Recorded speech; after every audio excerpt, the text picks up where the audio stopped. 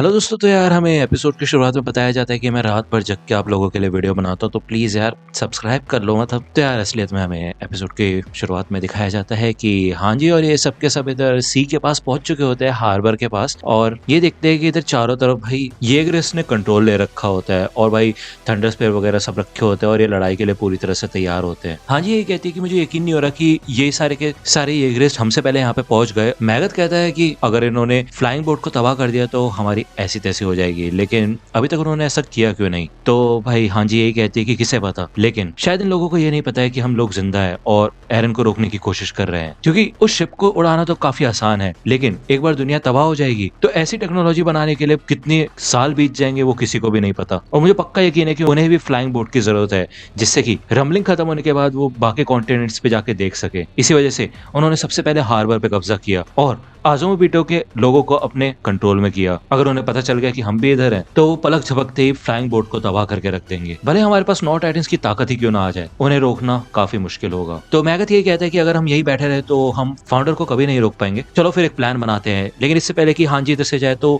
हमें दिखाया जाता है कि इधर बहुत सारी स्टीम होती है जो कि समुद्र से निकल रही होती है। ये लोग यही प्लान बनाते हैं कि हमें उन्हें एक बार में ही मारना होगा, बस इसी तरीके से हम फ्लाइंग बोट को बचा सकते हैं। एनी बोलती है कि हम अपने टाइटन की ताकत का इस्तेमाल करेंगे और साथ ही साथ तुम्हें भी अपने वेपन से लड़ना होगा, ठीक है ना। और इधर कॉनी को थोड़ा हिचकिचाहट हो रही होती है। मिकासा कहती है कि अगर हमने बिना कुछ सोचे समझे हार्बर पे हमला कर दिया तो आज़ोमोबीटो की जान खतरे में आ जाएगी। तो एनी यही कहती है कि वो तुम्हारी कोई रिश्तेदार होगी, लेकिन उसने हमारे होम टाउन पे अटैक किया था, वो हमारे दुश्मन है। तो पिक कहती है नहीं, हम आज़ोमोबीटो को मरने नहीं दे सकते हैं, नहीं क्यों, है ना ऑनियन कोपॉन कहता है हाँ जरूर, भले ही मैं फ्लाइंग बोट उड़ा सकता हूँ, लेकिन आज़ोमोबीटो की मैकेनिक्स के बिना ये बाकी किसी और आम बोट्स की तरह ही रहेगी। अभी इस प्लेन के जो विंग्स है वो फोल्ड हो रखे हैं, जिससे समुद्र में इसको इजीली ले जाया जा सके। हाँ, हम इसके विंग्स को खोल सकते हैं, लेकिन उससे भी ये उड़ेगा नहीं, क्योंकि मेन प्लान ये था कि इसको सबसे पहले हैंगर भेजा जाएगा, वहां पे इसकी मेंटेनेंस होगी, फिर कुछ ड्रिल्स किए जाएंगे और तभी इसको यूज किया जाने वाला था। तो रायनर पूछता है अच्छा अगर अब ये सब करेंगे तो उसमें कितना समय जाएगा। तो ऑनियन कोपॉन कहता है कि मुझे नहीं पता, आज़ोमोबीटो से जाके पूछो। तो एनी कहती है ठीक है, फिर इसका मतलब ये है कि हमें आज़ोमोबीटो को भी बचाना होगा। हाँ, उन्हें बचाना होगा जिससे कि उनके सारे मैकेनिक्स जाके बोट की मेंटेनेंस कर दे। साथ ही साथ तुम लोग ये कहना चाहते हो कि तुम येगरिस पे हमला नहीं करना चाहते, जो कि हमें रोकने की कोशिश करेंगे। तो जीन कहता है कि मैं उन्हें मारना नहीं चाहता, क्योंकि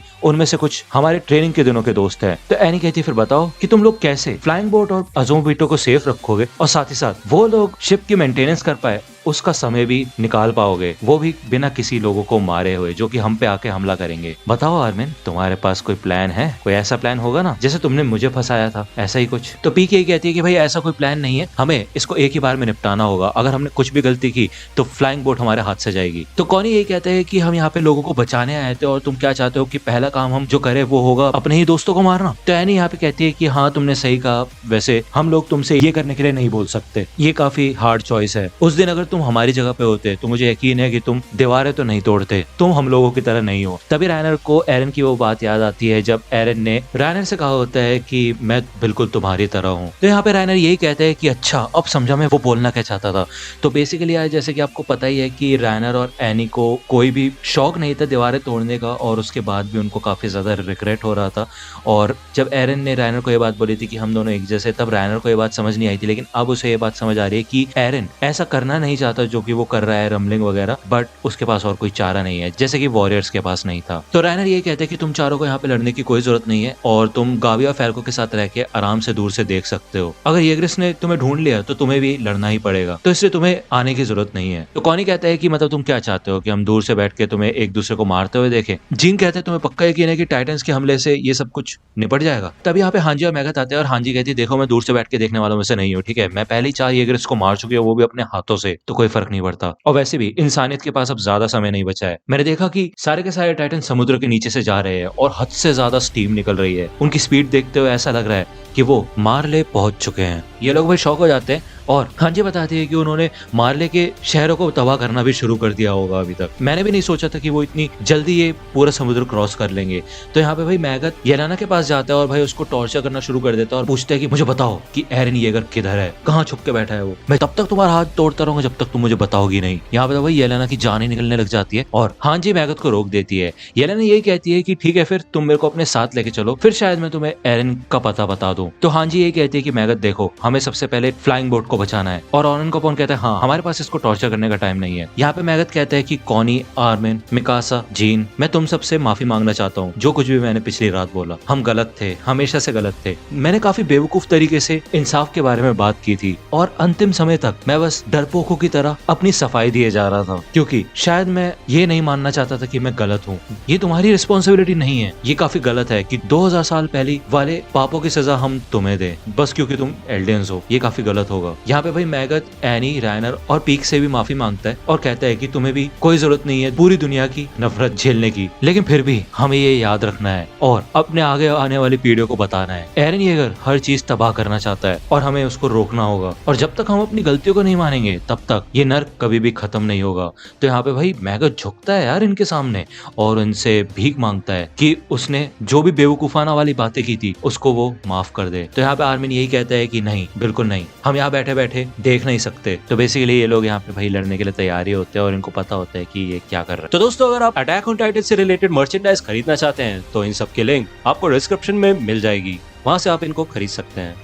यहाँ पे हमें दिखाया जाता है कि भाई फ्लॉक ने अज़ोमुबिटो और उसके मैकेनिक्स को बंदी बना रखा होता है और वो यही बताता है कि देखो स्टीम देख के लग रहा है कि टाइटन्स वहां पे पहुंचने ही वाले होंगे और ऐसा लगता है कि अब पूरी दुनिया तबाह हो जाएगी। उसने यहाँ पे अज़ोमुबिटो के कुछ लोगों को भी मार दिया होता है और वो यही कहते हैं कि अगर तुम और लोगों को नहीं खोना चाहती तो इनसे कह दो कि ये हमारी बातें माने, समझे। यहाँ पे कियोमी यही कहती है कि भाई इसमें इतनी खुश होने वाली क्या बात है, तुम्हें क्या लगता है कि बाहर की दुनिया को खत्म करके तुम्हारा पैराडाइज आइलैंड काफी ज्यादा सेफ हो जाएगा? तो तुम गलत सोच रहे हो बच्चे, ऐसा करके तुम अपनी ही दुनिया को छोटा कर रहे हो। इन सब के बाद भी लोग एक दूसरे को मारेंगे, काटेंगे, जैसा कि हमेशा से होता आया है। तो यहाँ पे फ्लॉक के भाई भेजे में कुछ घुसता तो है नहीं, वो ये कहते हैं कि तुम्हें जो बोलना है बोल लो, लेकिन शायद तुम्हें अपनी औकात पता होनी चाहिए। यहाँ पे भाई वो कियोमी के सर पे गनी रख देता है और भाई ट्रिगर दबाने वाला होता है, लेकिन तभी नीचे से आर्मिन और कॉनी आ जाते हैं घोड़े पे और वो यही कहते हैं कि भाई हमने कार्ड टाइटन को देखा और उनके साथ आर्मर टाइटन भी था, वो समुद्र का इस्तेमाल करके यहाँ से भाग रहे हैं, हमें उसका पीछा करना होगा, जल्दी फ्लाइंग बोट को खोलो और हम उससे उसका पीछा करेंगे और उनको पकड़ लेंगे। अज़ोमुबिटो को बुलाओ क्योंकि वही लोग इस फ्लाइंग बोट को चालू कर सकते हैं। याद है ना, कार्ड टाइटन तुमसे बच के भाग गई थी और साथ ही साथ उन्होंने जीन और ऑनन कॉर्न को भी मार दिया है,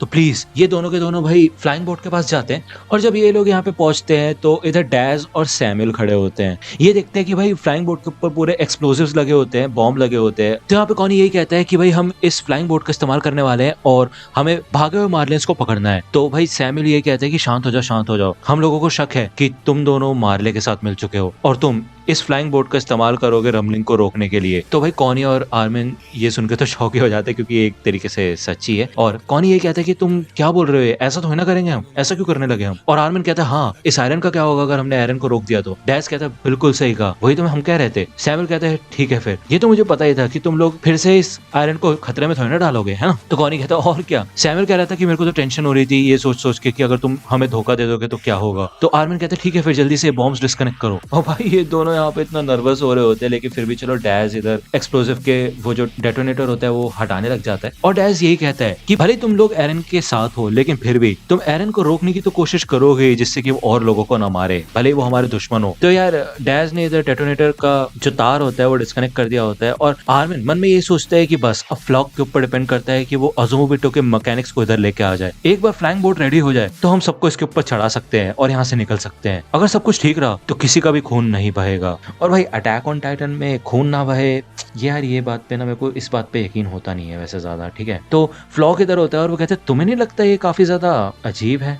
अगर उन्हें पता था कि दुश्मन भाग रहे हैं साउथ की ओर से तो उन्हें स्टीम इंजन से इधर आना चाहिए था, लोकोमोटिव से, है ना? वो घोड़ों पे आ रहे हैं, मतलब ऐसा क्यों किया उन्होंने? मुझे तो कुछ समझ आ नहीं रहा, लेकिन मुझे अपना काम कर ही देना चाहिए। तो बेसिकली यहाँ पे यार फ्लॉक इन मैकेनिक्स को मारने वाला होता है क्योंकि यही फ्लाइंग बोट को उड़ा सकते हैं। तभी भाई कियोमी फ्लॉक के ऊपर हमला कर देती है और इधर गोले वोले चलने की आवाज आती है और कियोमी ने भाई फ्लॉक को पकड़ लिया होता है। जैसे ही फ्लॉक कियोमी को मारने का ऑर्डर देता है तभी भाई यहाँ पे मिकासा आ जाती है और भाई यार मिकासा तो बैड ऐसा एकदम, और वो ऐसी तैसी कर देती है इनको, वो जान से नहीं मारती बट मार देती है, ठीक है। और फ्लॉक भी इधर भाई अपने ओडियम गियर का इस्तेमाल करके इधर से बाहर निकल जाता है खिड़की तोड़ के और वो बोल देता है कि हमारे ऊपर हमला हुआ है, मिकासा, आर्मिन और कॉनी ने एल्डिया को धोखा दे दिया है, मार डालो इनको जान से। तो यहाँ पे भाई चारों ओर से इस बिल्डिंग को येगरिस घेरने लग जाते हैं और मिकासा ये कहती है जल्दी यहाँ से चलो, वो लोग अब खिड़कियों से थंडर स्पेयर फेंकेंगे। और भाई मिकासा यार स्मार्ट है एकदम और उसको पहले से सब कुछ पता होता है, मेरे को पता है, बहुत स्मार्ट। यहाँ पे वो बार बार इस एक्सप्लोजन से बचती है और वो यही कहती है कि ठीक है फिर ऐसा लगता है कि हमको येगरिस्ट को मारना ही होगा। तभी भाई कियोमी के सामने से इधर और कुछ येगरिस्ट आ जाते हैं और इन्होंने गन पॉइंट कर ली होती है इनके ऊपर, और मिकासा भाई फुल स्पीड में इनको मारने के लिए आगे जाती है, लेकिन साइड में से भाई मैगत और हांजी उनको गन से उड़ा देते हैं। और मैगत कहता है, मिस कियोमी अगर तुम जीना चाहते हो तो हमारे साथ चलो। दूसरी ओर हमें कॉनी और आर्मन का सीन दिखाया जाता है और भाई डैश फिर से बैठ जाता है वो तार कनेक्ट करने के लिए, क्योंकि इनको अब कंफर्मेशन हो चुकी है कि आर्मिन और कॉनी दुश्मन बन चुके हैं। भाई यहाँ पे आर्मिन डैश को रोकने के लिए आगे बढ़ता है, लेकिन भाई सैमुअल आर्मिन के ऊपर ही गोलियां चला देता है भाई, और आर्मिन तो इधर नीचे ही गिर जाता है। कॉनी भी इधर भाई रुक जाता है और सैमुअल कहता है कि डैश फ्लाइंग बोट को अभी के अभी उड़ा दो, बिल्कुल अभी। भाई इधर आर्मिन नीचे पड़ा होता है और सैमुअल कहता है कि तुमने हमें धोखा दिया है ना कॉनी, हमने तो वादा किया था ना कि हम और भी ज्यादा जमीन हासिल करेंगे जिससे कि हम और भी ज्यादा मीट खा सके, क्यों याद नहीं किया तुम्हें? यहाँ पे भी दिखाया जाता है कि ये सबके सब इधर बेसमेंट में आ चुके होते हैं और इन्होंने कवर ले लिया होता है। यहाँ पे येगरिस उस बेसमेंट में घुसने की कोशिश कर रहे होते हैं और फ्लॉक मन में यही सोचता है कि यार मतलब वो बेसमेंट जैसी जगह पे क्यों जाएंगे जहाँ से वो बाहर भी नहीं निकल सकते, इतने तो बेवकूफ नहीं है वो। तभी यहाँ पे भाई राइनर आता है और वो भाई अपना हाथ काटता है और इधर भाई एनी भी आती है, काफी कमाल की एंट्री लेती है। ये दोनों के दोनों ही फ्लॉक के पीछे आते हैं और अपने टाइटन में ट्रांसफॉर्म हो जाते हैं, राइनर और एनी दोनों। इस एक्सप्लोजन के बाद भाई कॉनी भी सैमुअल के ऊपर हमला कर देता है और दूर से ये लोग देख रहे होते हैं और ऑनकपोन कहता है कि मतलब उनका प्लान काम नहीं आया, हमेशा ऐसा ही क्यों होता है? तो हेलेना कहती है कि हम इंसानों को मार काट से दूर नहीं कर सकते, क्यों है ना कैप्टन? यहाँ पे लीवाई भी भाई बैठ के देख रहा होता है क्योंकि ऑब्वियसली अभी वो कुछ ज्यादा कर नहीं सकता। तो यार गाइस यहाँ पे कुछ फाइटिंग सीन्स होते हैं, इधर फीमेल टाइटन और आर्मर टाइटन आ चुके होते हैं जिनको देख के येगरिस भाई डरने लग जाते हैं। और ये सारे सीन तो यार आप एनिमे में भी देख सकते हो, है ना? आपको पता ही है एनिमे कहाँ देखने, नहीं पता तो डिस्क्रिप्शन चेक कर लो, ठीक है? और अब क्योंकि थंडर स्पेयर्स होते हैं इनके हाथ में तो बेसिकली इनको काफी संभल के चलना होता है और रैन और एनी दोनों ही एक दूसरे का साथ देते हैं और इन येगरिस को मारना शुरू कर देते हैं। दूसरी ओर भाई कॉनी सैमुअल से गन छीनने की कोशिश कर रहा होता है और सैमुअल भी कह देता है डैश बोट को जल्दी उड़ा दो, समझे? इधर आर्मिन भी भाई डैश के ऊपर कूद जाता है और आर्मिन की हालत भी इधर भाई खराब ही हो रखी होती है, तो डैश इधर आर्मिन के सर पे गोली रख देता है और भाई कॉनी परेशान हो जाता है। सैमुअल कहता है कि तुम धोखेबाज हो, तुम दोनों के दोनों, हम तो दोस्त थे ना, क्यों? यहाँ पे कॉनी और भी ज्यादा परेशान हो जाता है और वो कहता है कि तुम अभी भी मेरे दोस्त हो, ठीक है? लेकिन इधर भाई डैश के भी हाथ कांप रहे होते हैं, ऑब्वियसली यार वो आर्मिन के ऊपर गोली नहीं चला सकता और आर्मिन को बेरटोट की वो बात याद आती है कि किसी न किसी को तो ये करना ही था। यहाँ पे भाई कॉनी सैमुअल के हाथ से गन ले लेता है और वो डैश के सर में गोली देके मारता है भाई। और मतलब सच में यार कॉनी का काफी बोल्ड स्टेप था कि अपने ही दोस्तों को वो गोली से मार रहा है जबकि उसको बिल्कुल ही पसंद नहीं था, इसलिए वो रो भी रहा है और वो इधर सैमुअल को भी मार डालता है। और आर्मिन को बेरटोट की बची हुई बात याद आती है कि किसी न किसी को तो अपने हाथ खून से रंगने ही होंगे और यहाँ पे वो कॉनी है जिसने अपने हाथ खून से रंगे हैं। और सैमुअल और डैश को मारने के बाद भाई कॉनी रोने लग जाता है, बेसिकली काफी मुश्किल रहा होगा उसके लिए। यार एओटी ऐसी ही एनिमे है जहाँ पे ऐसे डिसीजन लेने पड़ते हैं इन लोगों को जो कि ये लेना नहीं चाहते, है ना? रिग्रेट से भरी हुई है पूरी एनिमे और सैडनेस, मतलब यार सच में। और हाँ यार इस एपिसोड को आप जरूर पूरा देखना क्योंकि इसमें फाइटिंग सीन्स हैं थोड़े बहुत, है ना? और मेरे को एक चीज काफी अच्छी लगी कि इन्होंने भाई हमारे विट स्टूडियो जो यूज किया करता था साउंड ट्रैक्स, वो साउंड ट्रैक्स इस एपिसोड में यूज किए हैं जिससे मेरे को थोड़ा अच्छा लगा यार, मतलब काफी अच्छा फील हुआ मेरे को वो साउंड ट्रैक फिर से सुनने के बाद। आप लोग मेरे को कमेंट सेक्शन में बताना कि आप लोगों के लिए साउंड ट्रैक मैटर करते भी हैं या फिर नहीं। और अगर आपने अभी तक ये एपिसोड नहीं देखा है तो फिर टेलीग्राम पे जाओ, ठीक है ना? मतलब यार जाओ यार, प्लीज जाओ। और मेरे यार यूट्यूब चैनल को सब्सक्राइब कर लो यार, मतलब क्यों नहीं कर रहे तुम भाई? 70-80 हजार लोग देख रहे हो तुम, यार तुम कम समझ रहे हो क्या अपने आपको? बहुत बड़े हो, मैं तुमसे बोल रहा हूँ, तुमसे करो सब्सक्राइब। तो दोस्तों आज की वीडियो के लिए सिर्फ इतना ही। आई होप कि आपको ये वीडियो पसंद आई होगी। अगर आपको ये वीडियो पसंद आई हो तो प्लीज लाइक कीजिए, अपने दोस्तों के साथ शेयर कीजिए और मेरे चैनल को सब्सक्राइब करना मत भूलेगा। और अगर आप मुझे कांटेक्ट करना चाहते हैं तो आप मुझे इंस्टाग्राम पे कांटेक्ट कर सकते हैं, मेरे पेज की लिंक आपको डिस्क्रिप्शन में मिल जाएगी। मिलता हूँ आपसे अगले वीडियो में, तब तक के लिए गुड बाय।